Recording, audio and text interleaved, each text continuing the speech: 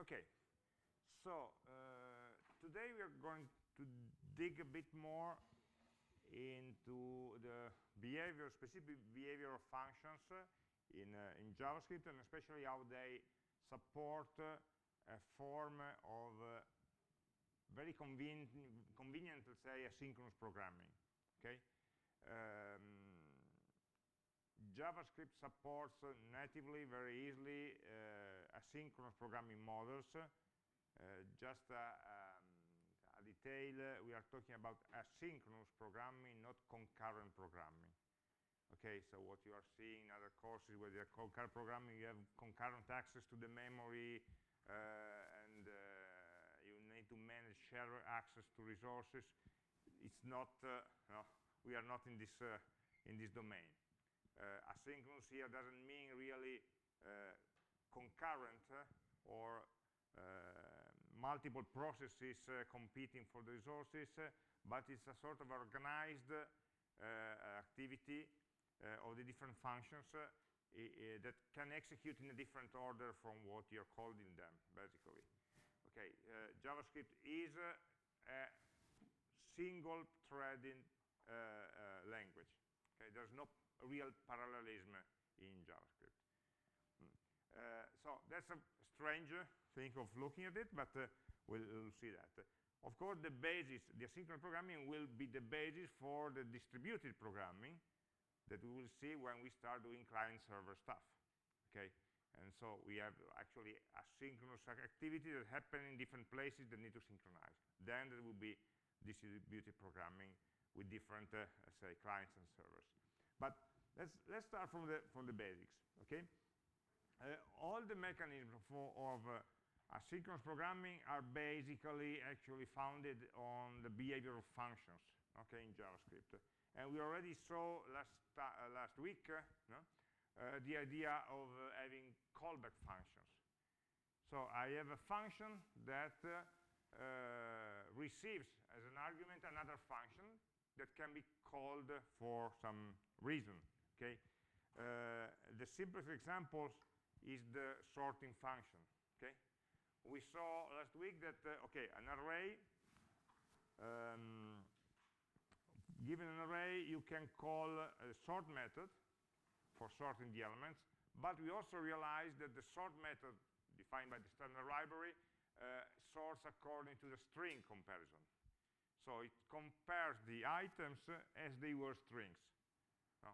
If you remember an example, we had the wrong sorting order in our element B. We can also pick up that example. No, here, false, maybe. Where did I put it? No, we wrote that in the console, sorry. Let's bring up the console. Console. So let's go to week 2.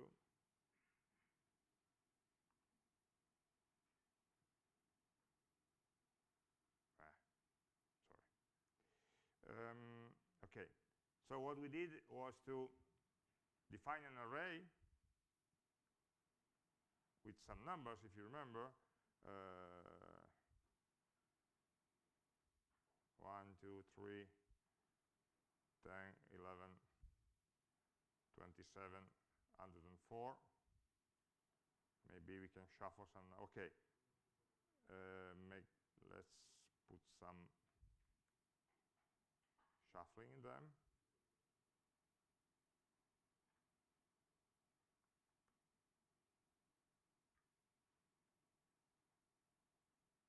Something like this. Okay, we have another number, and okay, let's try to sort it, and we saw that the method sort shuffles the elements in the array, but you see that the order is not a numerical order, but it compares them as they were strings. Okay, how can we instruct the sort function that we want numerical sorting? We need to provide a comparison function. Okay, In many languages, we do something like that. Okay, and this is something that can be done by specifying a callback. So the sort method receives an argument, and this argument is a function that is used to compare the elements. And this function, of course, must return a negative, null, or positive number according to the comparison of the elements. So, for example, the simple thing is providing a function that receives two elements and returns the difference between them.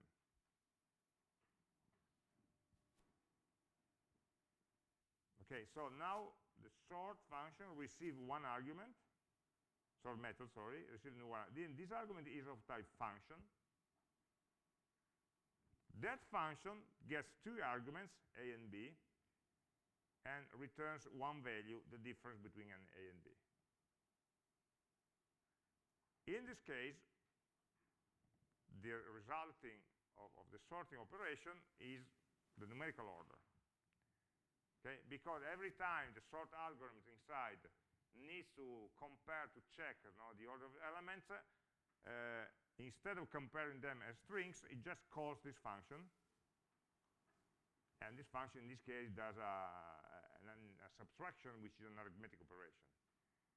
And this minus is what it tells that the items must be converted to numbers before doing the comparison.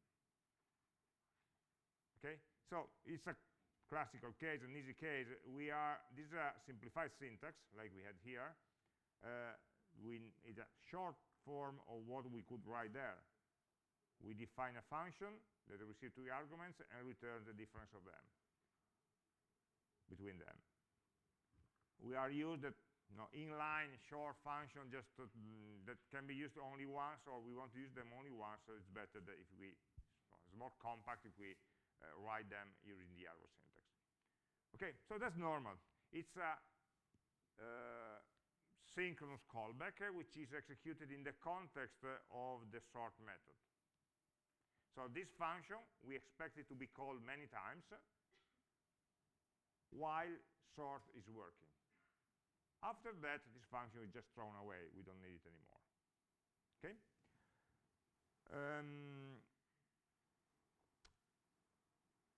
This also relies on some mechanism. I prepared an example for you, which is maybe takes a bit of commenting.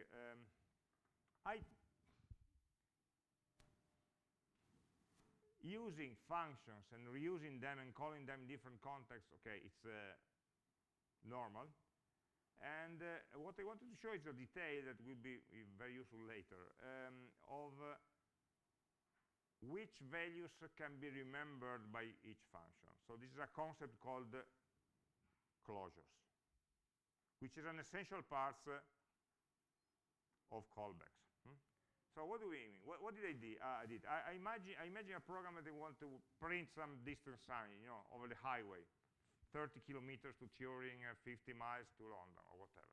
Okay? And I want this function to be able to work both in the metric system and in the American system, the imperial metric. So both in kilometers and miles. Okay?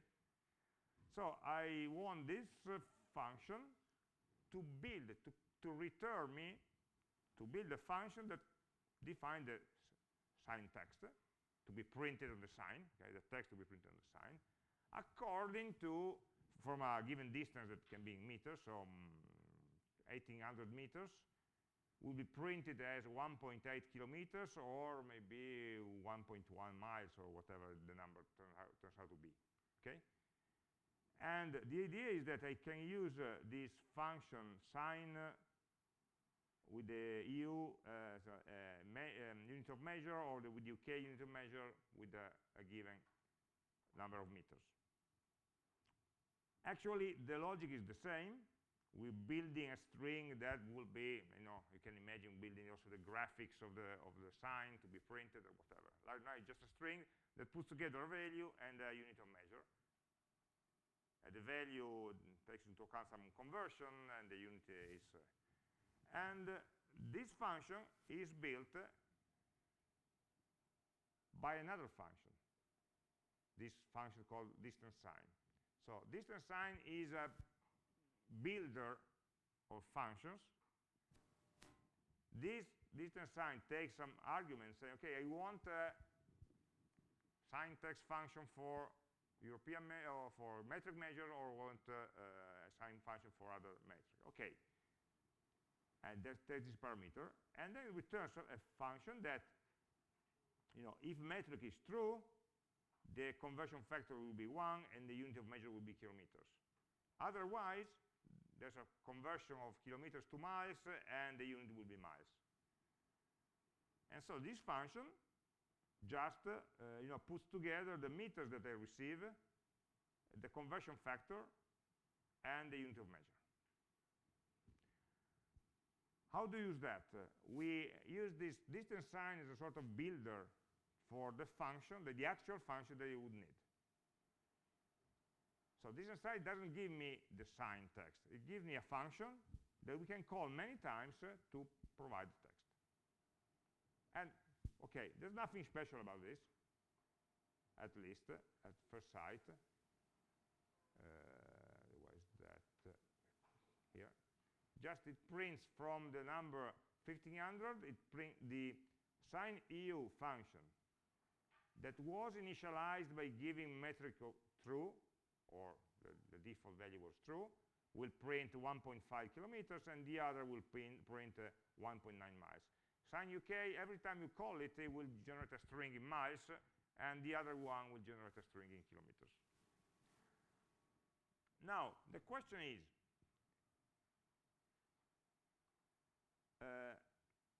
let's focus on this conversion variable. Conversion is a variable which is defined inside the distance sign function. So as a local variable, it's created here, and it's destroyed at the end of the function. The scope, the lifetime of the variable conversion, but also of the variable metric, but also, and also of the variable unit, they are all defined inside the block of the function. Their lifetime is the function itself.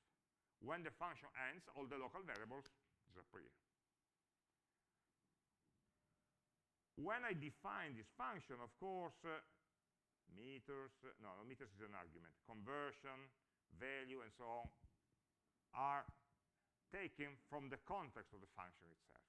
So the internal function, you see that it's using a variable unit, which is not defined inside this inner function, but it's taken from the context of the enclosing function.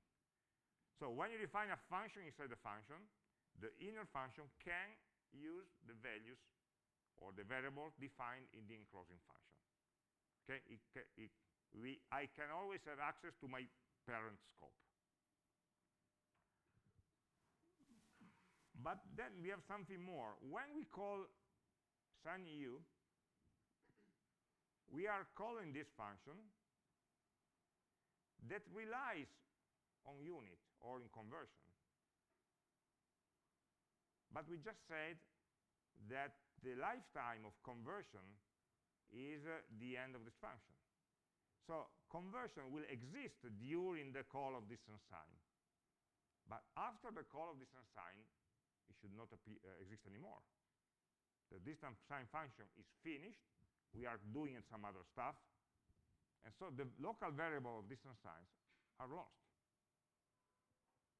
So how can sign EU, which is called later, after distance sign has been destroyed and forgot, how can they know the value of the units and the conversion rate?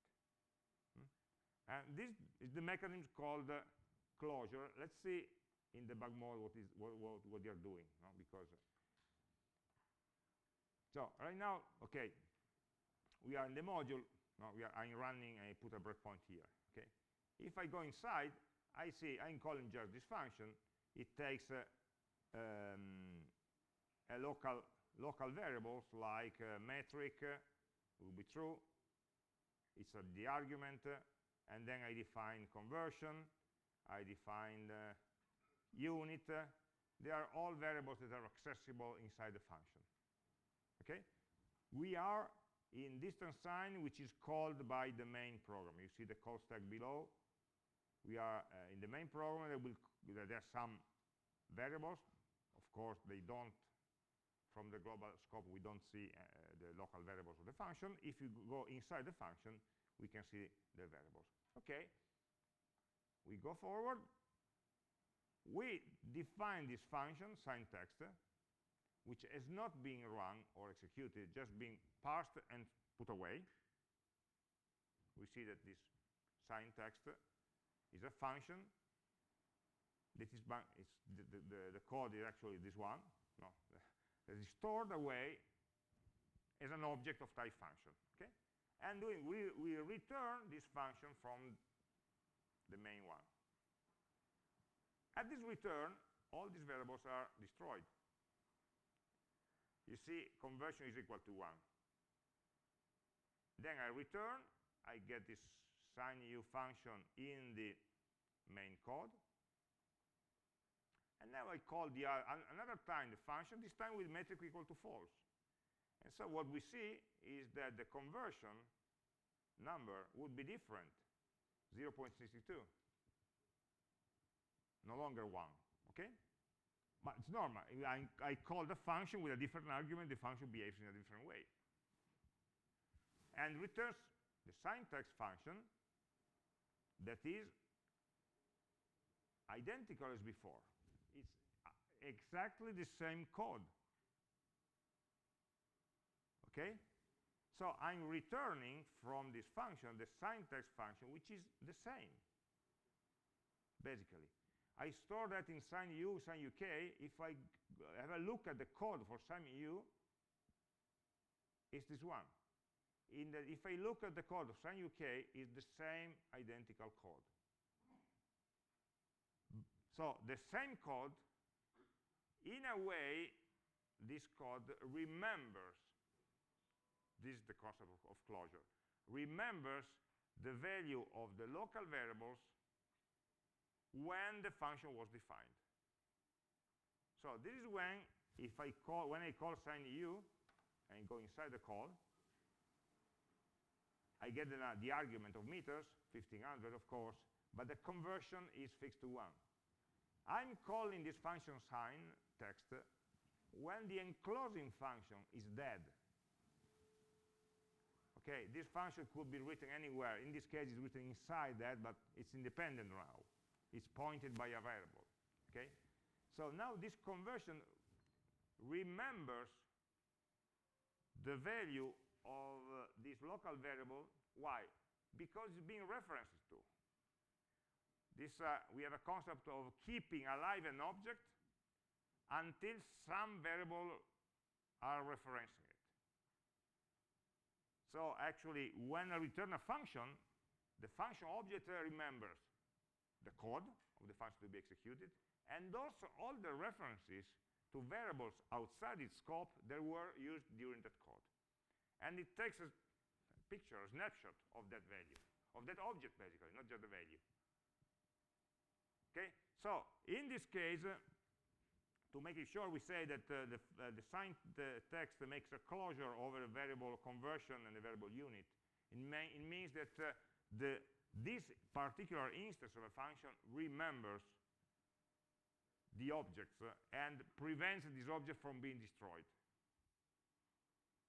This object will not be accessible by the external function because it doesn't exist anymore, but it will be remembered by the callback, by the function that we call later. Okay? And so this is a trick where you can reuse the same function in different contexts because each one of them will remember where to apply. One simple thing that we will do is, when in a web page, when you have many, at least a set of buttons or a set of checkboxes, they all do the same behavior, but to different objects, to different checkboxes. So they have the same behavior, the same function attached to them, the same event handler, but this event handler remembers the variable, the checkbox, the button that it was created for, and so you can remember this object and be customized for that specific object without needing extra arguments. I don't need to provide an extra argument here to say, okay, remember you were in metric system or you were, no. It just stores the value that it needs from the context. It's a strange behavior, but it turns out to be useful. It's not, well, not so strange, I didn't know. It's just a consequence of, say, when I have an array that points to some variables, so some objects, okay, these objects are kept alive until the array itself is kept alive. When I forget any reference to the array, also the elements of the array will be garbage collected, because there are no live references anymore. The exception is, or the new point here, is that also functions create context and can keep alive some objects that will be accessible only by inside the same function, that can be called also after the original objects are being destroyed or went out of scope. Okay. Okay, this example is a bit made for the purpose, so it's not code that it's very natural to write. There are simpler implementation for this specific problem, but just to illustrate what is happening, also step by step, and just remember when we see other type of closures, we recognize what is happening. Okay, so in this case, there are the closure mechanism is not applied. Where are synchronous callbacks useful? Well, in sort, but also in all the functional programming primitives. Okay, functional programming basically is a style of programming where, especially for managing collections, or arrays in the case of JavaScript, take an object and apply some transformation to that object. And this returns a new object with this transformation applied. And the idea is that the object, the original object, is never modified, but we are always building new objects that can be the transformation of previous ones. And we do that with a, let's say, chaining-like programming style. So we take the object, dot transformations, we apply some method to the object that returns a new object. And for specifying what kind of transformation we are going to do, we use callbacks. So please transform this object by using this callback, maybe apply to each element this kind of filter or with this kind of transformation and so on. So in general, if I want to say I only want to select some values that are, remember the exercise we did last time, only the positive scores. What we did, what it turned out to do was to create a new array and then iterate over the first, and then with an if statement we decide whether to add the element or not. Boring, okay? The same can be done with the filter primitive. So if I take this, this was the code that we had last time for deleting negative numbers.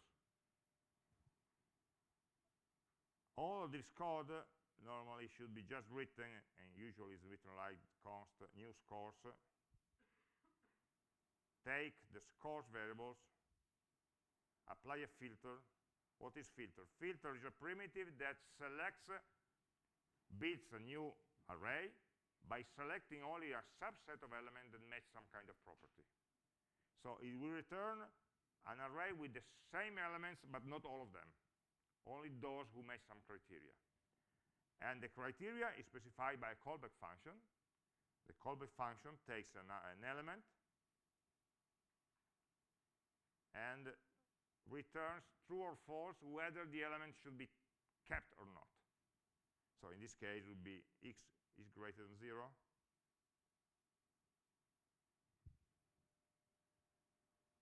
And this would be equivalent to the code that we had last week. Okay? So filter takes an array and returns an array. The new array is a subset of the, in the same order, of the element that we had in the first array, and it will keep only the element for which the callback function will return true, or truthy value. And the callback function itself takes one argument, which is the element that we need to evaluate. And so the looping and the checking is already done inside the filter function. We only need to provide what we want to do, filter, and how we want to do that, checking this number. Okay, and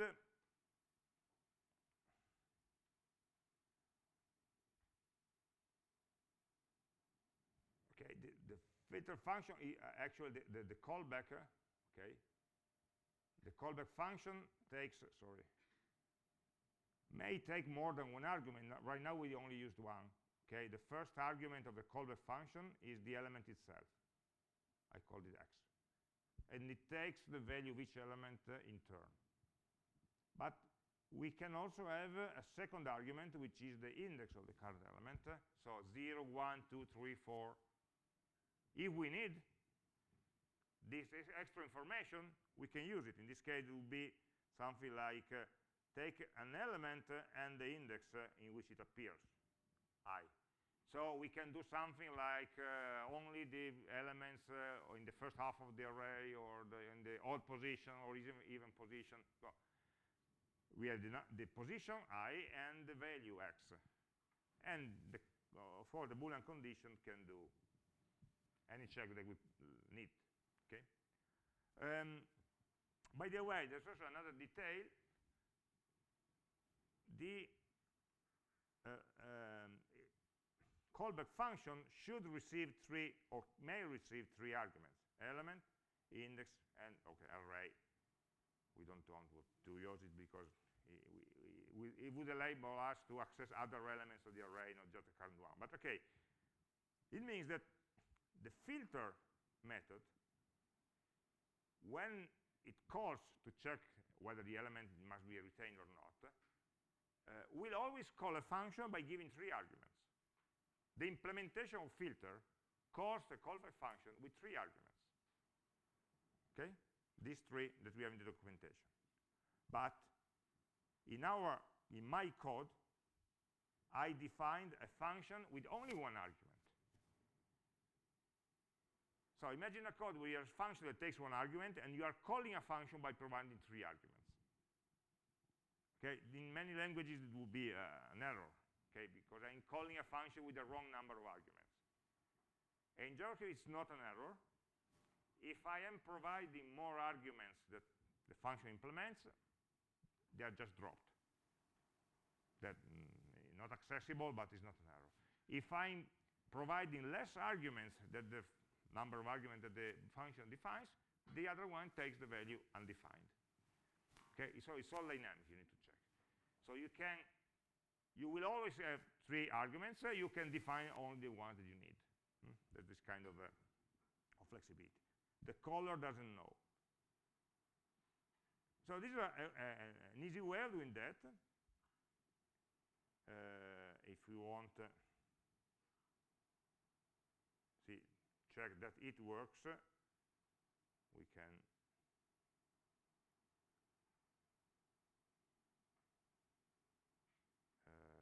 okay, we see that the negative numbers here went away. Okay, say let's print it so that we remember where we are when we print. Okay, so this was the one say functional primitive, which is filter,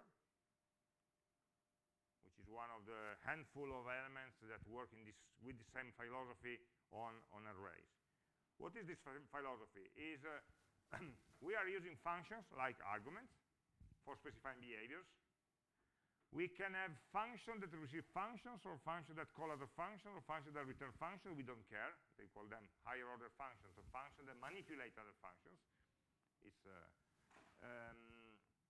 And it's easy to chain different operations if we have this kind of behavior.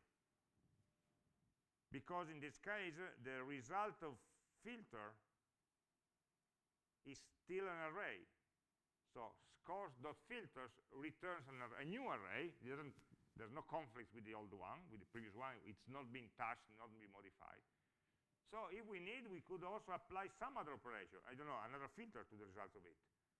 Or a map operation, or some other functional operation, because every time we can chain a new operation on the result of the previous one.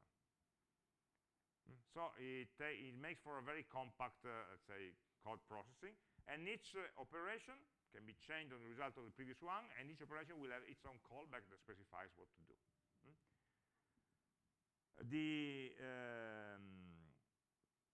The main requirement of functional programming to be functional, why it's called functional, not just chained or stream processing or something like that. Functional because we tend to define parts of code that behave like mathematical functions with no side effects. So all these callbacks, all these functions that we write, take some values from their arguments, do some computation, return some new value, but they don't modify anything outside themselves, outside their local parameter. They don't modify the arguments, they don't modify the external variables, they only return a new value. So that if the same function is called again with the same argument, it will always return the same value. Okay. So a function is a pure function when it doesn't have any side effect.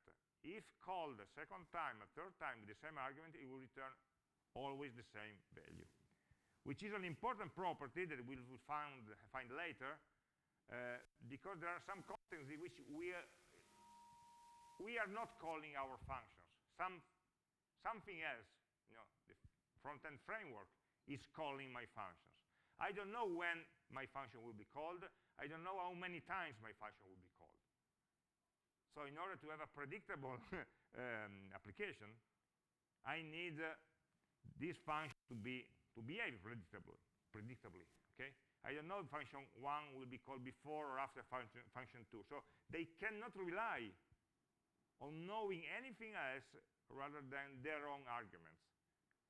Otherwise, the behavior of the application will be random and unpredictable, depending on variables, on aspects that are out of my control. Okay, so what are the basic functional methods that we can apply on arrays? One is for each that takes an array and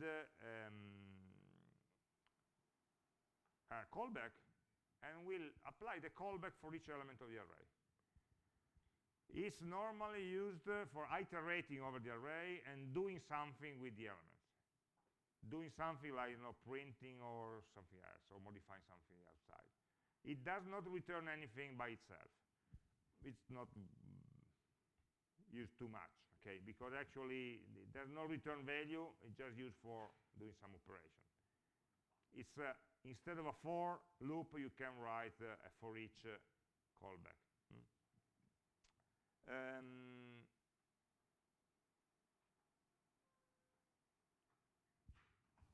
Then you have something more useful that are functions that returns actually values. Do we want to check if all the elements in my array are positive, are negative? Is there at least one element which is greater than 25? Okay, so the quantifiers. How many times do you write a for loop just to check with a flag whether there's at least one element or all the elements have some properties? Okay, the every method is for us, it returns true if all the elements satisfy some property. It returns false if at least one element doesn't satisfy the property. So we don't need to do the loop ourselves. We just need to specify which is the property they want to check. And the complement is sum. It returns true if at least one element has the property, and false if no element has the property itself. So it's easy. And then the two big players of the functional programming are filter, that we already saw. Given an array, return a smaller array with the same elements by only filtering the ones that match a property. So in the case of filter, the elements of the result are the same, but in a shorter number, in a smaller number. The complement of filter is map. Map takes an array and returns another array with the same number of elements, always the same, okay? Where each element is a transformation of the corresponding element of the starting array. So, for example, if you have an array with 3 numbers and the map function takes an argument and returns the square of its number, we will get an array with the squares of the numbers, or 1 squared, 2 squared, 3 squared. We don't need, of course, to always just work with numbers. Okay, it can be any transformation. The idea is that the initial array has one object in this place, number, object, array, whatever, in its place, and we create and build another object starting from this one, and the new array will have this kind of object. So we can take numbers and return strings, we can take strings, return numbers, or whatever kind of more complex object you can imagine. Okay? So whenever you have you imagine a loop in which for every element we compute a new value, and this new value will be the result of this operation, that would be a map. If we go back to the code of last week, where are we? For example, we had a place where, you see, we are building a list of names by trimming the space that we have at the beginning of the end. So it's a list that we are building, and then the list will contain exactly the same number of elements, but with a transformation, in this case it was trim, applied to them. And this will be easily written as a map operation, like const list number 2. Take the names and apply an operation that for each name, for each string, returns as the trim.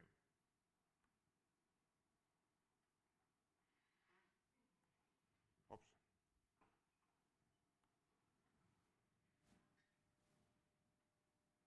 Sorry, not name, list names were the source.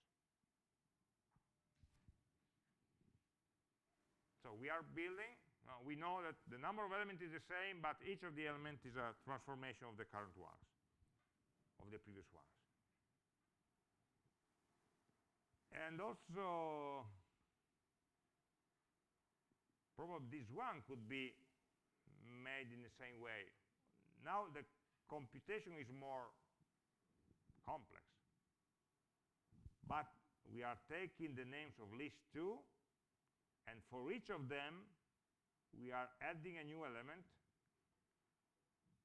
composed of the first letters by doing some operation to that. So also this is an operation where we are taking some array and returning some other array with the same elements and with the transformation applied to this element. And what are these transformations? Well, these ones. So all of this could be also the body of another map transformation with as a callback a version of this code. And so map is used really very frequently. Maybe then we do the transformation.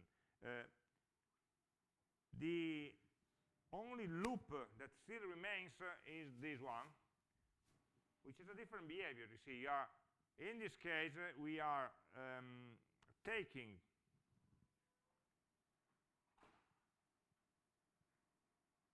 many elements for build just one value. We are taking the different elements, each of the components, component 0, component 1, component 2, and we are building just one string at the end. Okay? So in this case, the result of this block of code is from an array to a single value. And this is the job of reduce. Reduce is the strangest, because it's not very intuitive, functional programming primitive that takes an array and returns a value. And this value will be composed by putting together some elements from each of the elements, from each of the items. For every element, we take a running sum, a running result, that we can initialize the result, and we update this result after each element that we see. The easiest way of seeing or understanding how reduce works is to go back to the computation of sums or averages. We also remember for last time that JavaScript doesn't have a sum method over the values of an array. So we had to do the sum by hand. Okay? The first element plus the second plus the third plus the fourth and so on. Where we have some operation that takes each value of an array and updates a running count or running value of something else. This can be implemented with a map operation. In this case, the average would be the new scores, sorry, reduce operation. The reduce operation receives,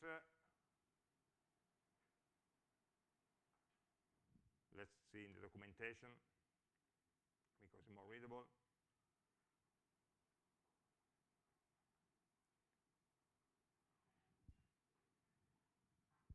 Receive a callback function and possibly an initial value.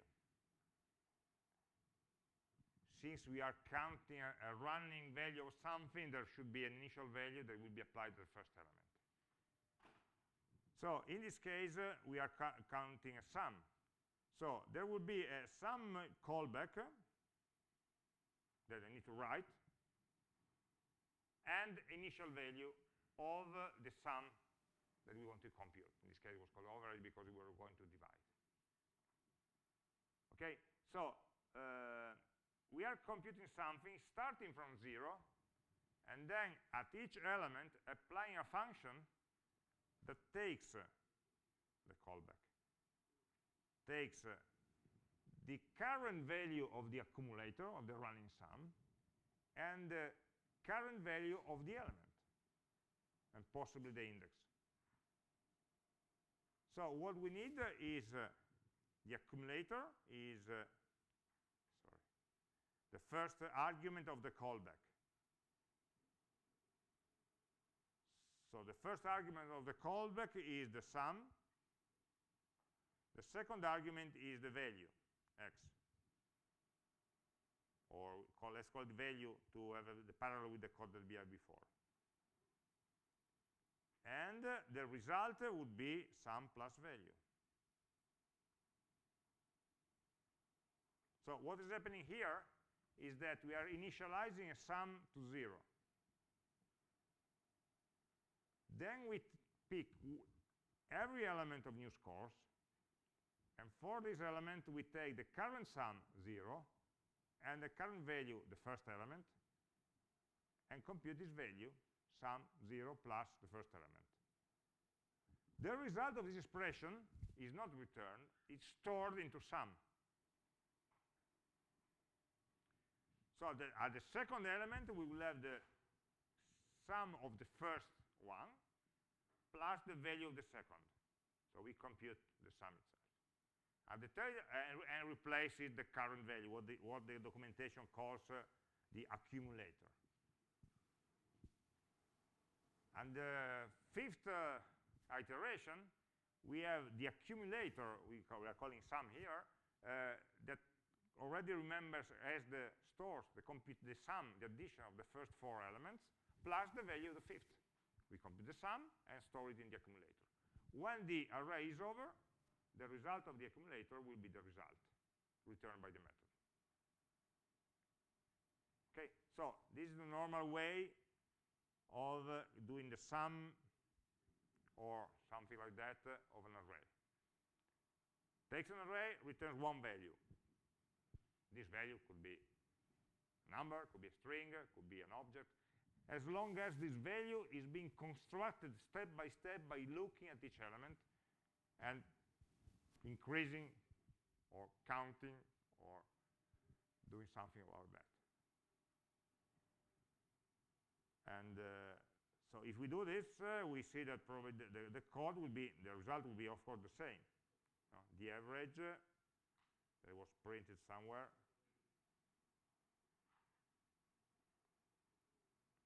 Well, I don't remember. Did we print the average console.logs? Here in some place.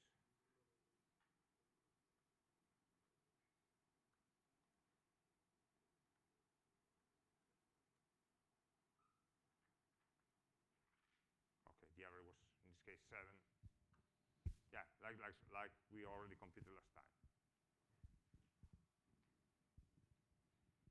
And so the same reduce operation,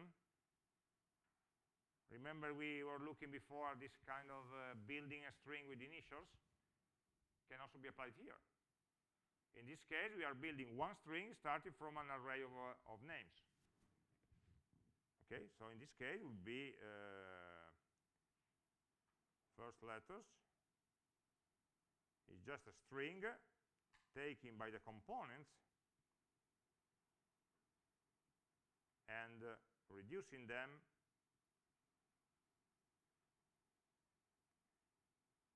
by starting from the empty string, okay, and then adding the first element of each component. So for each component, we have the string and the component. We do just string plus component.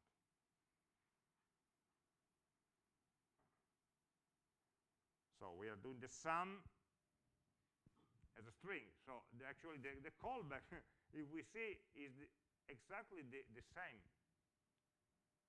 as before. Like we were computing an arithmetical sum. Here we are computing a string sum. And the only reason why it works with strings is that the initial value is a string. So at the beginning we have empty string plus something. And so it becomes a string and it goes forward with strings. This callback itself doesn't know whether we'll be working with string or number. Only the plus sign will know. Okay.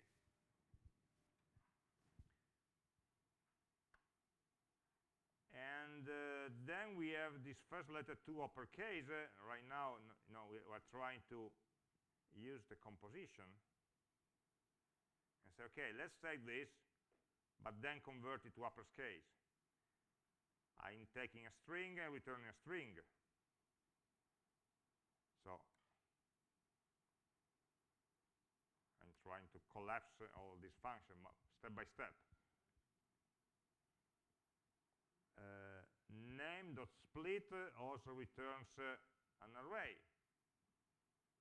So actually, instead of this components intermediate array is not really needed. So I could just use name.split instead of components and let this go. It starts to become not very readable. So maybe what we can do is, in some case, maybe to make it more evident also, visually what we are doing. We are taking something, applying a transformation. On the result, we apply another transformation, and so on. And at the end, we have the first letters of a name.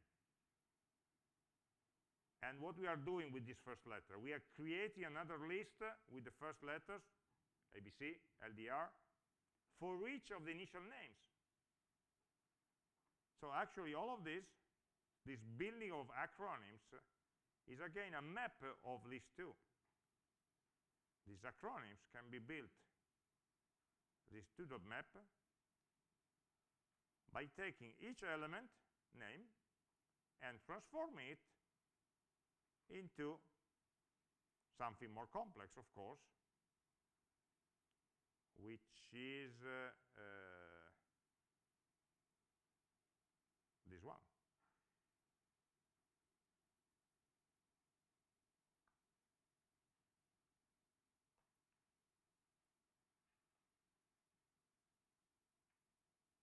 And we don't need a push anymore because the map is already building an array for us.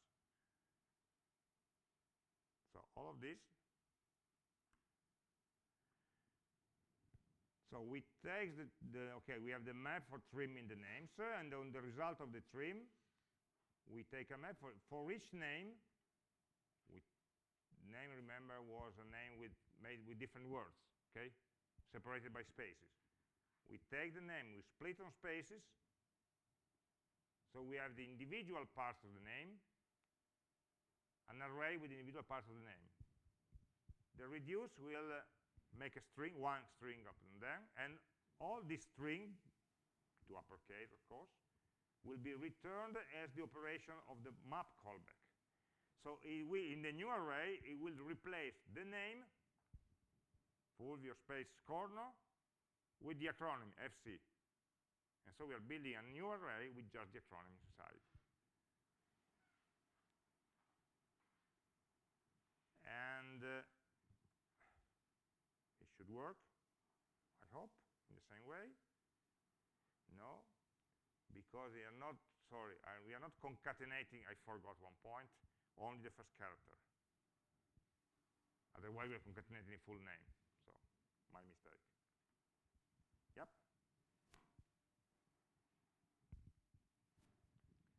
So it takes a while to think in terms of functional transformation rather than for loops. But at the end, what you see that everything, in many cases, you just have one expression that can be complex, can be nested. We have a map with a callback that inside contains a reduce that has a callback itself. So we need to keep all the scopes in our mind. So it's not bad to do things one step by step, but if we want to collapse them and make them more compact, it's normal JavaScript code that you write here. Be very careful, be very clear in the names of the variables, because otherwise it will become. So this function will be called for every element of the array on which reduce is applied, and this element is basically one component of a name, which itself is called as an argument of another function by this map. Don't get lost with the different levels. Of course, also the first step, list 2 also is useless, because we just have a first map, and then remember 2.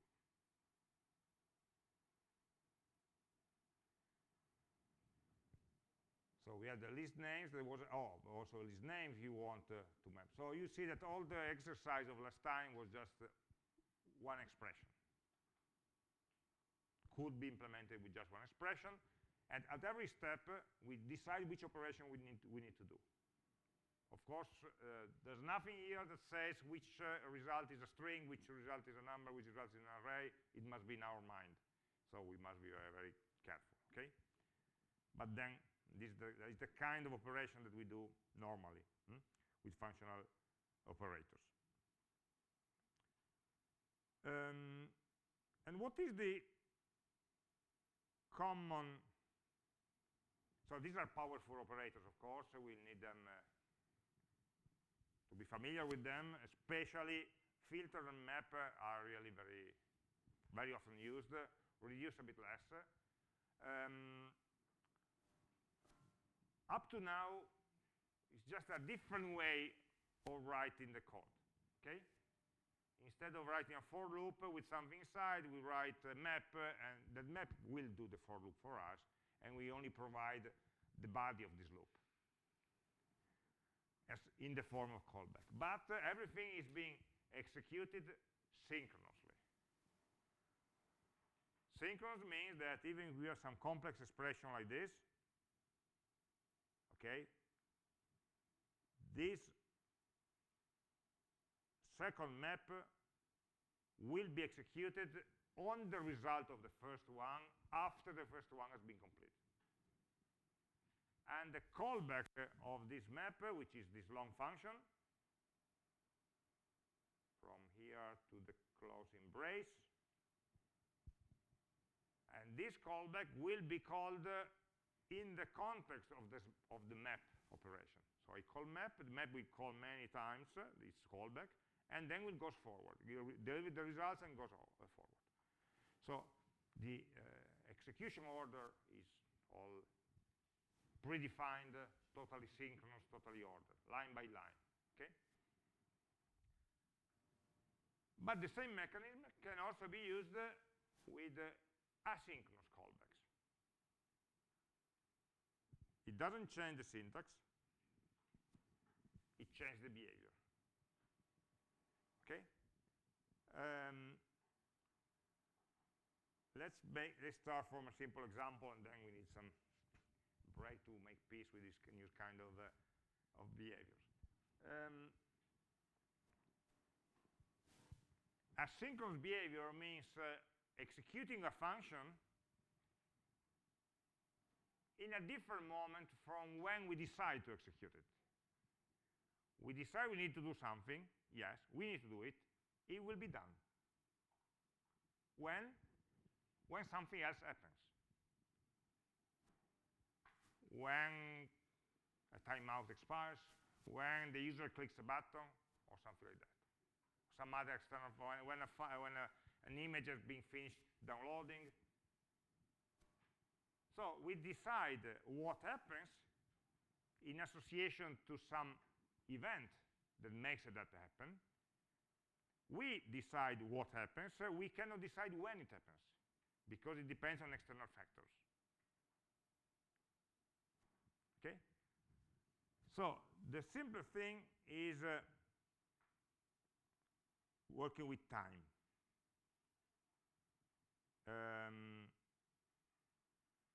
Let's see first the example, and then the explanation. So let's call it timer.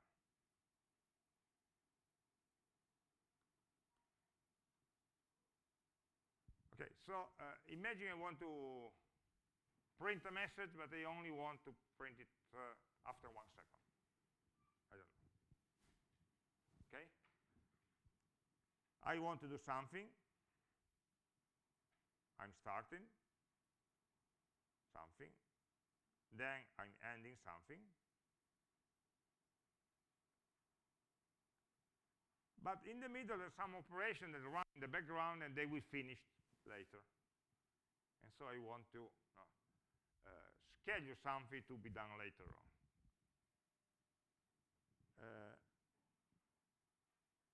In JavaScript, we have a function called setTimeout that will take a callback function and will schedule it to be executed after a given time. So for example, we can set timeout for doing something after 1 second. The amount of time, second argument is the amount of time in milliseconds. And what I want to do is maybe just to print a message.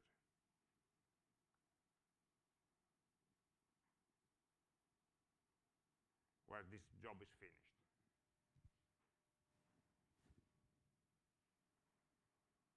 Okay, so if we run this code, we will have the main function that runs, print start,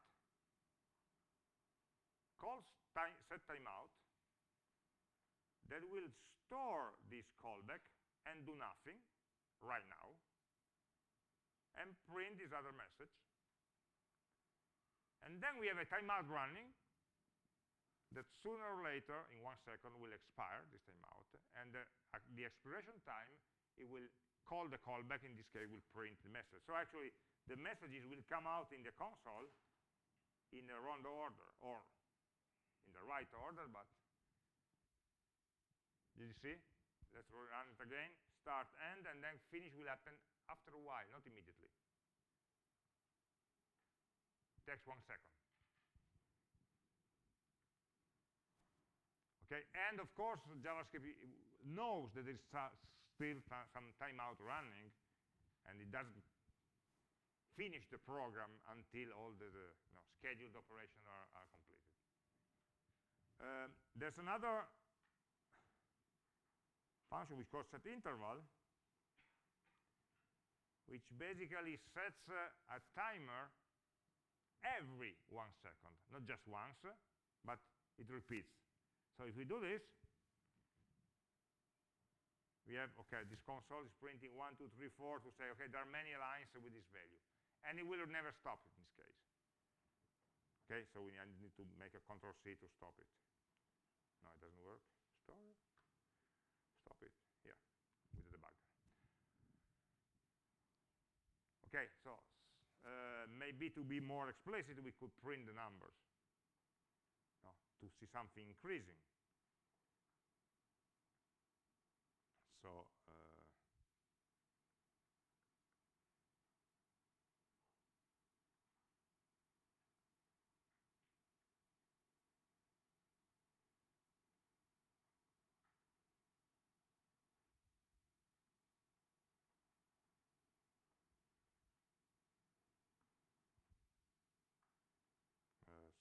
closing brace here. Like that.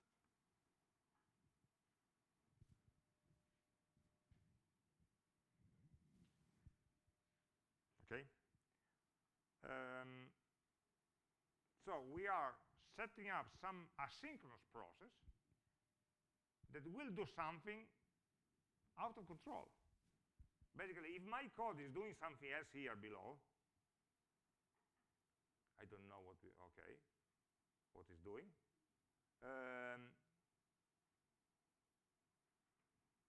And many operations here, many lines of code. Basically, we don't know when the other asynchronous operation will happen. If after the first line, after the 15th line, at some point it will happen.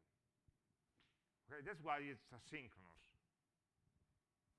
Is not what happens in an asynchronous callback is not synchronized with the code where the callback was defined. The code goes forward, or may finish in this case, or may continue. We know that something happens, we don't know why. We have no way of controlling when.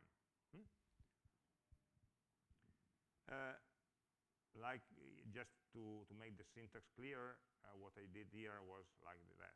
I had a callback with 2 instructions, so I couldn't use the shortcut version. I need to use the braces. So in this case, I put two statements in that. Okay, first argument is a callback, the second argument is a number, always, of timeout or of interval. And you see that for taking this count, I had to make a closure by defining some variable outside the callback. Because the callback otherwise would start from 1 every time. It's a new function that is called every time. It doesn't have any memory. Count cannot be a local variable. If I put it like here,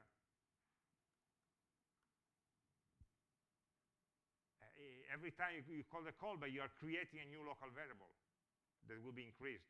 So it will always be 1, 1, 1, 1. In order for an asynchronous function to remember what it did before, it needs to make a closure on something larger than itself that is still alive across different calls. It needs to access some shared variables. By the way, also my code can have a look at count. My code can know how many times it has been run.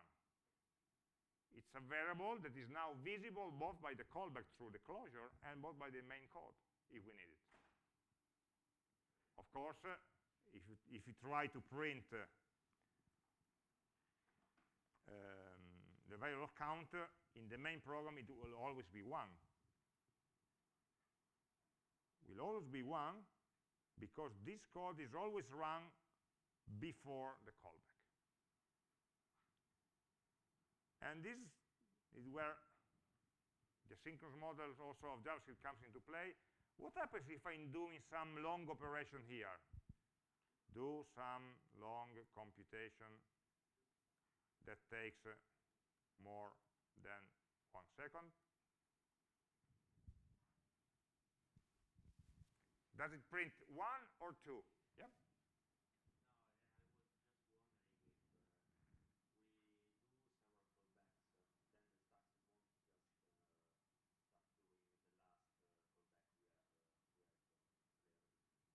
We can set as many timers, as many callbacks as you want, and they all get put into a queue and to a list, and they will just pick, when the times come, each of them will be picked, and so you may have hundreds of callbacks waiting to be executed. Yes? There's not just one timer. But coming back here, I do some computation with trigonometry or matrix multiplication or whatever you want, and then I print count. It will still be 1. Why? Because JavaScript never interrupts a function to run some asynchronous code. The model here is that the execution model of JavaScript, okay, is that based on a list of callbacks, a queue of callbacks. When you set a timer, in this case, you're adding a new function on the queue of a synchronous function to be executed.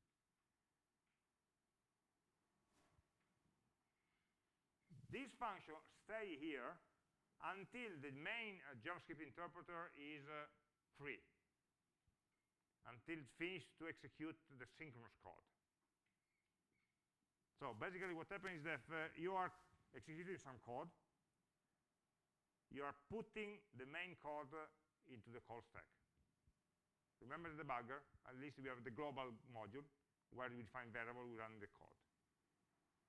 This code can call a function, which is put at the second point in the call stack, and another function, and so on.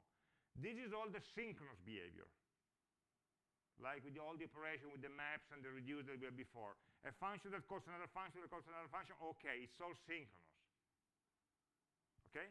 And so it works synchronously in this JavaScript interpreter. Some of these operations may schedule, might, possibly schedule some asynchronous operation somewhere else. But this is just set aside, okay? I'll need to do that later.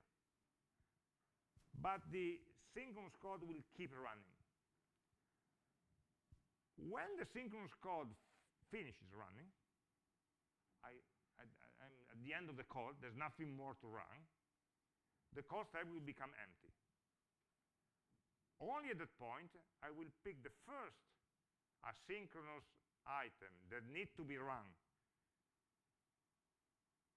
among the list of those that are still there waiting, and they take this, it will be a callback, it will be a function call, and they put this function on the call stack.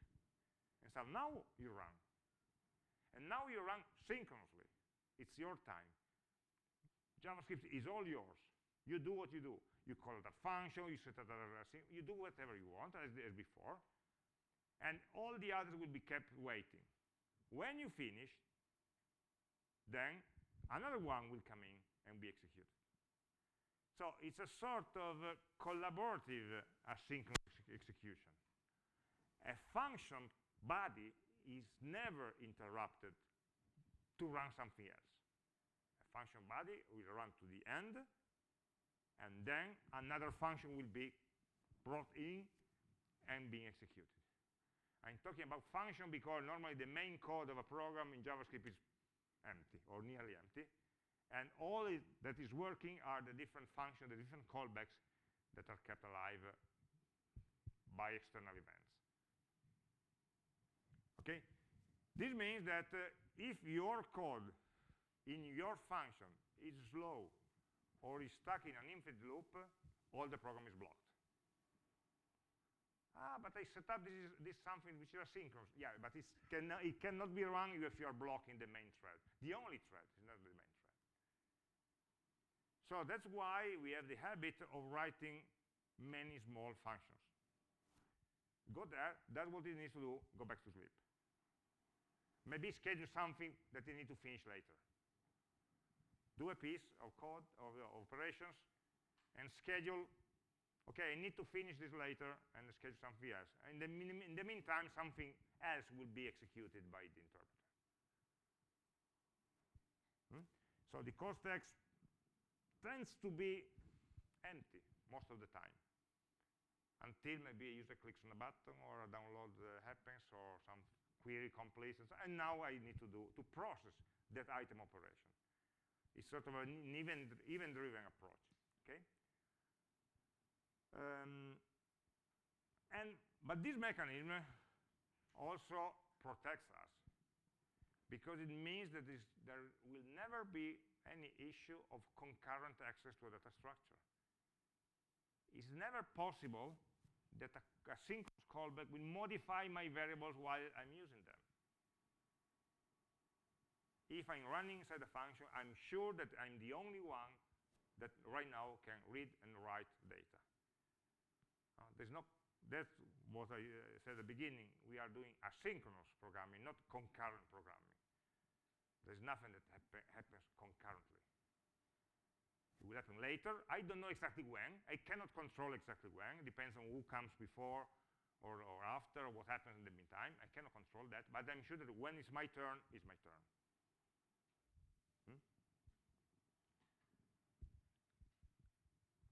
The good and the bad. The bad is that if I'm monopolizing, let's say, the CPU, everything else will be slow. Just one slow function will slow down or destroy the whole application. The good is that all the data I have the full control of all the data, and I don't need to think about, you know, like in Rust, now I take this value, and all these complications. Okay, so actually, in asynchronous thinking, we have some functions that are scheduled to happen, and they will happen when some event, some external event happens. The simplest form of external events are timers.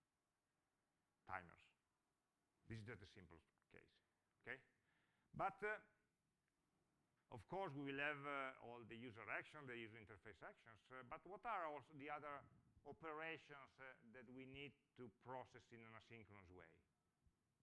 Well, everything that is taking too long. Every possibly blocking operation, every input-output operation is slow. So you cannot start, you know, when you open a file or when you make a query to a database, we cannot imagine the open function and then wait for the file to be open. Okay, my function needs the file to be open to be able to go forward with the data, with the reading of the data. But in the time where the input-output system goes to the disk or to the network where the file is and opens it, all the JavaScript interpreter will be blocked waiting for that input-output operation. So it's much better if we create input-output operation as always asynchronous operations. I want to open this file. Okay, go away. When this file will be open, I will call you back. I need to make a query. Yes, tell me the query. Okay, I will call you back when the query is over. I need to make a network call, open a connection. Yes, give me all the information. I will start the network operation. When the connection is open, I will come back to you. Give me a callback to complete the operation. But in the meantime, between the synchronous activation of an operation, network connection, and the asynchronous execution of what needs to be done, the CPU is free. The JavaScript interpreter is free to do something else in parallel. So even stupid operations like opening a file is something that in the JavaScript mindset are not designed to be synchronous. Reading from the keyboard, okay, console.log prints. Is there a console.input? No. We cannot read from the keyboard with a blocking operation. It's against the spirit of JavaScript. There are libraries where if you really need to read from the console, okay, there will be an asynchronous callback that you can specify, and it will be called when the user writes something. But there's no blocking input, okay? So it's at the beginning we are maybe searching for this blocking operation because it would be easier, but we don't find them, okay? And this is the reason. Okay, so we will not be blocked, but we should not block others, okay? I think the basic idea. And that's also maybe why we are so worried about functional code. So all these callbacks happening in which order, really we need to be sure that none of them will mess with the values of others, okay? They just do what they want and would do what they need and maybe return the values. Okay.